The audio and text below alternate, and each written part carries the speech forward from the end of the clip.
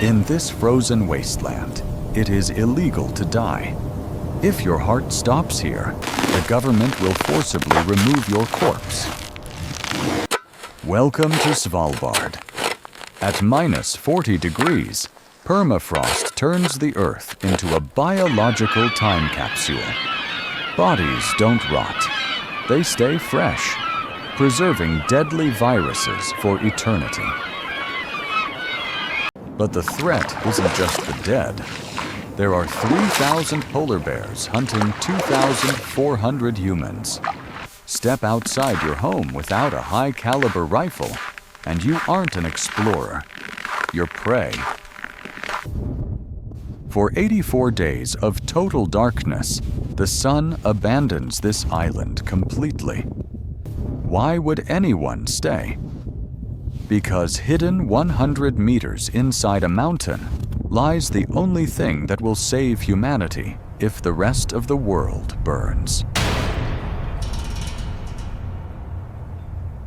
I'm from mainland Norway, but you don't need a visa to live here. It feels like a big container where many cultures mix together. There are so many nationalities here, and it's fun. There's a lot of good food. The rules here are simple. You're not allowed to die here, and you're not allowed to give birth here. If you become too sick or too old, you have to leave the island. And if a woman is going to give birth, she must be sent to Tromsø, the nearest city in Norway. We call a helicopter and fly her to Tromsø. About a month before the birth, she has already moved there.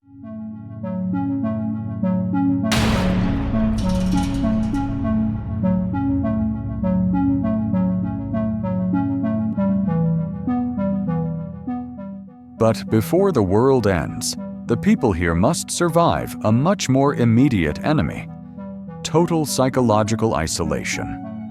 In Svalbard, the sun doesn't just set, it vanishes for months, triggering one of the most haunting phenomena on Earth. One of Svalbard's most striking phenomena is the polar night and the midnight sun. The polar night lasts from late October to mid-February. The sun never rises above the horizon. For months, the land is wrapped in darkness. Silent. Still. Unsettling. In contrast, from mid-April to late August, Svalbard experiences the midnight sun. The sun never sets. Outdoor life continues around the clock. Day without night. The duration of the polar night varies by location. Longyearbyen, the largest settlement, experiences total darkness for about 84 days.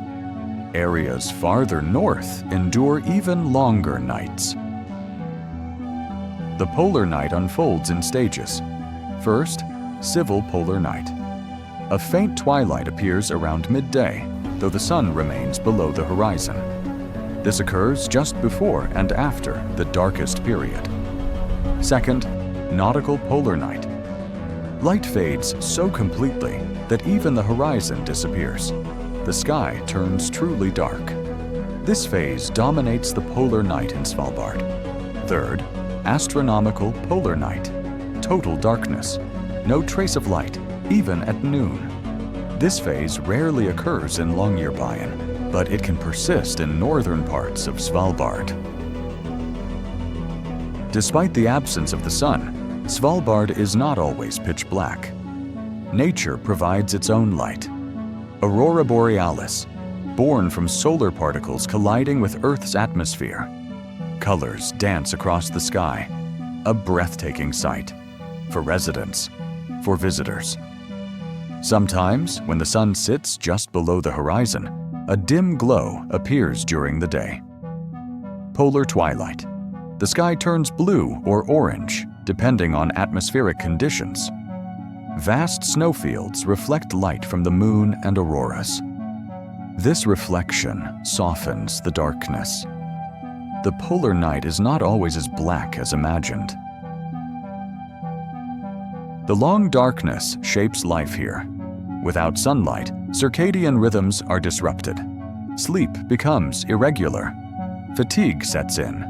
Light therapy lamps become essential. Artificial sunlight, a substitute for what is missing.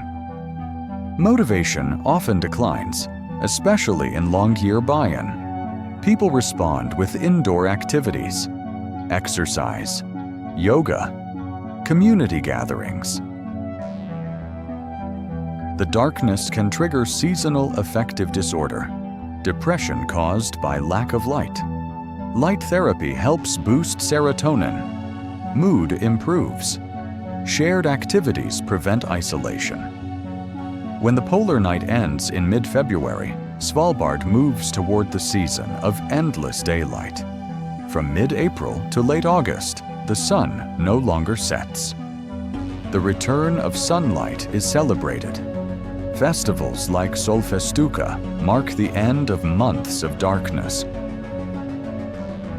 Beyond its geography, climate, and culture, Svalbard is known for something else: a global safeguard, the World Seed Vault, often called the Doomsday Vault, a place designed to protect plant seeds from around the world, a backup for humanity against earthquakes, floods, climate change, even nuclear war. The project began in 2004. Svalbard was chosen for its low humidity, its elevation above sea level, ideal conditions for preserving seeds. To avoid reliance on artificial cooling, the vault was built deep inside a mountain. Natural cold ensures stable temperatures. The storage tunnels extend more than 100 meters into solid rock. Though remote, the vault is accessible by commercial flights, secure yet not unreachable.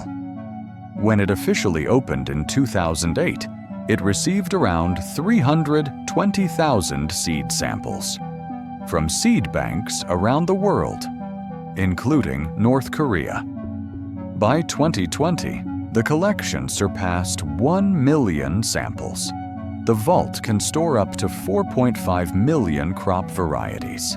Each variety contains about 500 seeds, a total capacity of nearly 2.5 billion seeds. Svalbard is more than a cluster of islands at the edge of the world. It is a reflection of how harsh nature, prolonged darkness, and silence can coexist with human life, science, and hope.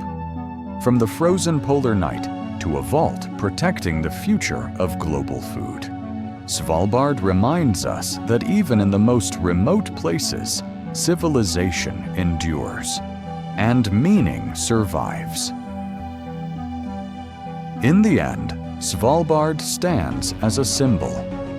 The future of humanity is not shaped by technology alone, but by our ability to protect the Earth and the resources entrusted to us.